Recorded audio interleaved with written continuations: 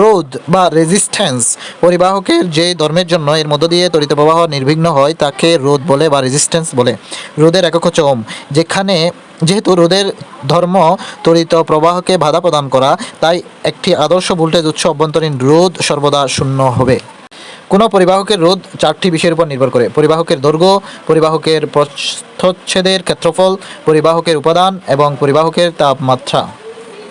রোধের সূত্র তিনটি, সেগুলো হচ্ছে দৈর্ঘ্য সূত্র, প্রস্থচ্ছেদের সূত্র এবং উপাদানের সূত্র।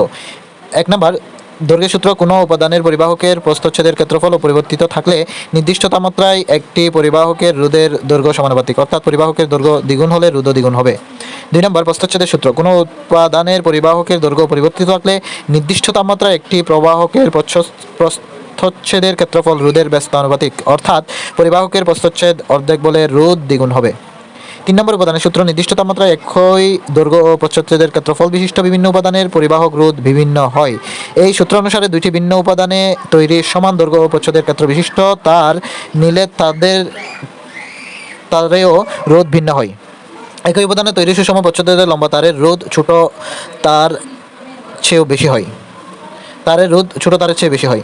একই উপাদান এবং একই দৈর্ঘ্যের মোটা তারের চেয়ে চিকন তারের রোধ বেশি হয়। বৈদ্যুতিক পাখার ঘূর্ণনের গতি রেগুলেটরের মাধ্যমে নিয়ন্ত্রিত হয়। রেগুলেটরে থাকে পরিবর্তনশীল রোধ। রেগুলেটরের রোধ বাড়িয়ে দিলে বিদ্যুৎ প্রবাহ কমে যায়, ফলে পাখা ধীরে ধীরে ঘোরে। কিন্তু এক্ষেত্রে বিদ্যুৎ সাশ্রয় হয় না, কারণ রেগুলেটরে সাশ্রয়কৃত বিদ্যুৎ তাপশক্তি হিসেবে অপচয় হয়। সাধারণত বৈদ্যুতিক বাতির ফিলামেন্টের রোধের কারণে তাপ সৃষ্টি হয়, ফলে তাপশক্তি হিসেবে বিদ্যুতের অপচয় হয়। ওহমের সূত্র বা ল অফ ওহম: নির্দিষ্ট তাপমাত্রায় কোনো পরিবাহীর মধ্য দিয়ে যেই বিদ্যুৎ প্রবাহ হয় তাকে পরিবাহীর দুই প্রান্তে বিভর পার্থক্য সমানুপাতিক। বিদ্যুৎ প্রবাহ এবং বিভর পার্থক্য সমান রোধ গুণ বিদ্যুৎ প্রবাহ।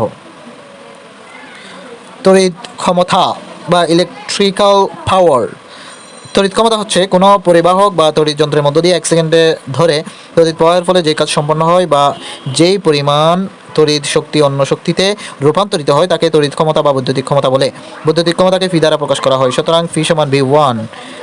এখানে 1 ওয়াট সমান 1 ভোল্ট ইন্টু 1 অ্যাম্পিয়ার। তড়িৎ ক্ষমতার একক ওয়াট।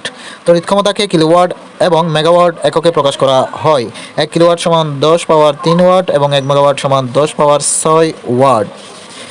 একই বিভব পার্থক্যের কোনো বৈদ্যুতিক বাতির হোল্ডারে 40 ওয়াট, 60 ওয়াট এবং 100 ওয়াটের 3টি বাতি পরপর সংযোগ করলে দেখা যাবে 100 ওয়াটের বাতির ক্ষমতা বেশি হওয়ার কারণে বাতিটি সবচেয়ে বেশি উজ্জ্বল আলো বিকিরণ করছে।